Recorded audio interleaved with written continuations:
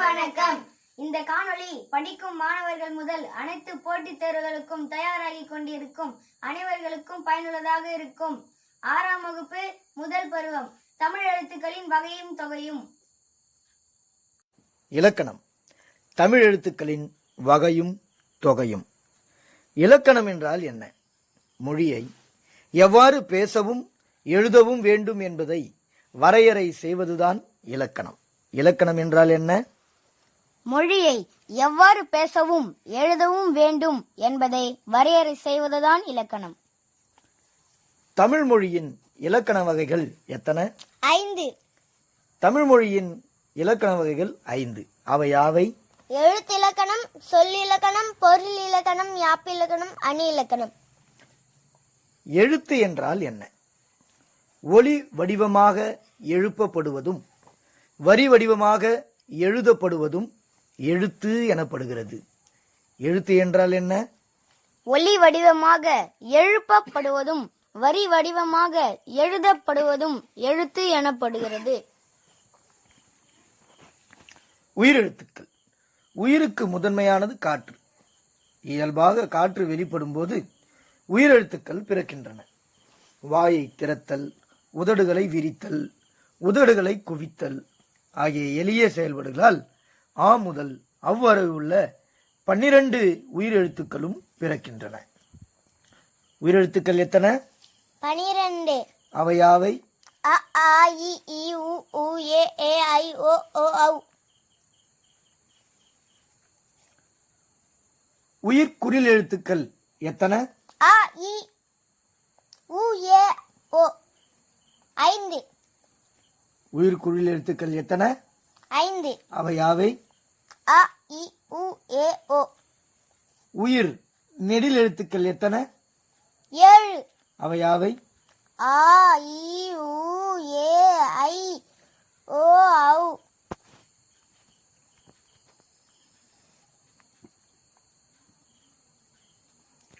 ஒவ்வொரு எழுத்தையும் உச்சரிப்பதற்கு கால அளவு உண்டு. எழுத்தை உச்சரிக்க எடுத்துக்கொள்ளும் கால அளவை கொண்டே குறில் நெடில் எழுத்துக்கள் என வகைப்படுத்துகிறோம். மாத்திரை. மாத்திரை என்பது இங்கு கால அளவை குறிக்கிறது. ஒரு மாத்திரை என்பது ஒரு முறை கண் இமைக்கவோ ஒரு முறை கை நொடிக்கவோ ஆகும் கால அளவுதான் மாத்திரை. மாத்திரை என்பது ஒரு முறை கண் இமைக்கவோ ஒரு முறை கை நொடிக்கவோ ஆகும் கால அளவு மாத்திரை ஆகும்.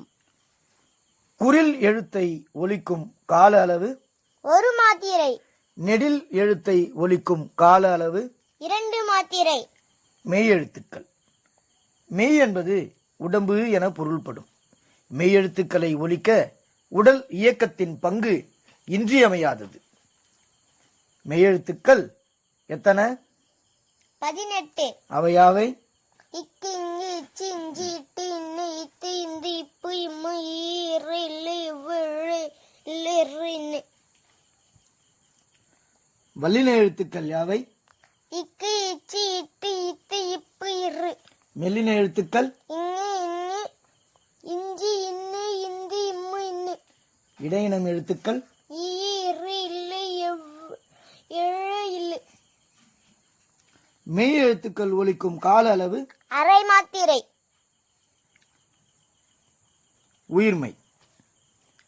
மெய் எழுத்துக்கள் 18உடன் உயிரெழுத்துக்கள் 12 சேர்வதால் தோன்றும் 216 எழுத்துக்களும் உயிர்மெய் எழுத்துக்கள் ஆகும்.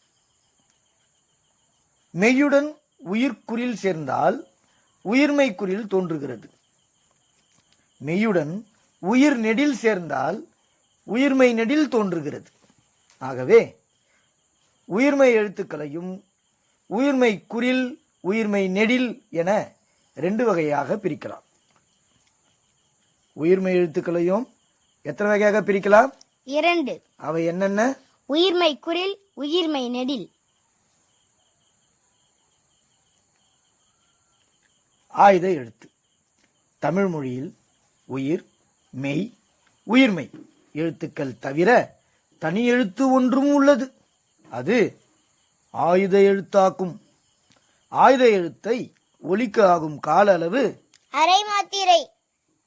இப்ப கபிலர் என்ற ஒரு வார்த்தை இருக்கு. அந்த கபிலர் என்ற வார்த்தைக்கு எத்தனை மாத்திரை என்று கேட்டால் 3.5 மாத்திரை அப்படின்னு சொல்லுவோம். அது எப்படி வந்துச்சு? கா என்ற உயிர்குறில், அது இல்லைங்களா? உயிர்மை குறில், உயிர்மை குறில் தான் கா. அப்போ உயிர்மை குறிலுக்கு எத்தனை மாத்திரை? 1 மாத்திரை. பி கபிலர், பி என்பது உயிர்மை குறில், அதற்கு எத்தனை மாத்திரை? 1 மாத்திரை. லா என்பது உயிர்மை குறில், உயிர்மை குறிலுக்கு எத்தனை மாத்திரை? 1 மாத்திரை. இர் என்பது மெய் எழுத்து, மெய் எழுத்துக்கு எத்தனை மாத்திரை? அரை மாத்திரை. ஆக மொத்தம் எத்தனை மாத்திரை? 3.5 மாத்திரை.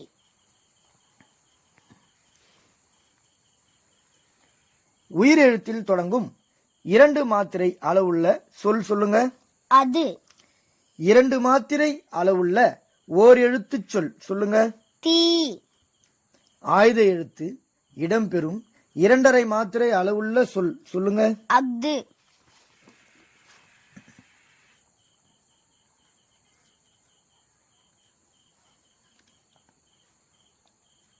அடுத்து கீழ்காணும் பத்தியை படித்து வினாக்களுக்கு விடை தருகன்னு இருக்கு. இதை கொஞ்சம் பார்த்துக்கோங்க. விரிவான கருத்தை சுருக்கி சொல்வதே எதனுடைய சிறப்பு? பழமொழியின் சிறப்பு. விரிவான கருத்தை சுருக்கி சொல்வதே பழமொழியின் சிறப்பு. சான்றாக, சுத்தம் சோறு போடும் என்பது பழமொழி. சுத்தம் சோறு போடும் என்பது பழமொழி. சுத்தம் எதை தரும்? நோயற்ற வாழ்வை தரும். உடல் நலமே டேஷுக்கு அடிப்படை. உழைப்புக்கு அடிப்படை. உடல் நலமே உழைப்புக்கு அடிப்படை. உழைத்து தேடிய பொருளால் நாம் எவற்றையெல்லாம் பெறுகிறோம்? உணவு, உடை, உறைவிடம் ஆகியவற்றை பெறுகிறோம். உழைத்து தேடிய பொருளால் உணவு, உடை, உறைவிடம் ஆகியவற்றை பெறுகிறோம். இவை அனைத்திற்கும் எவை அடிப்படை? சுத்தமே அடிப்படை. இவை அனைத்திற்கும் சுத்தமே அடிப்படை. பழமொழியின் சிறப்பு டேஷ் சொல்வது. பழமொழியின் சிறப்பு சுருங்கச் சொல்வது. நோயற்ற வாழ்வை தருவது டேஷ். நோயற்ற வாழ்வை தருவது சுத்தம். உடல் நலமே டேஷின் அடிப்படை. உடல் நலமே உழைப்புக்கு அடிப்படை. உழைத்து தேடிய பொருளால் நாம் பெறுவன யாவை? உணவு, உடை, உறைவிடம்.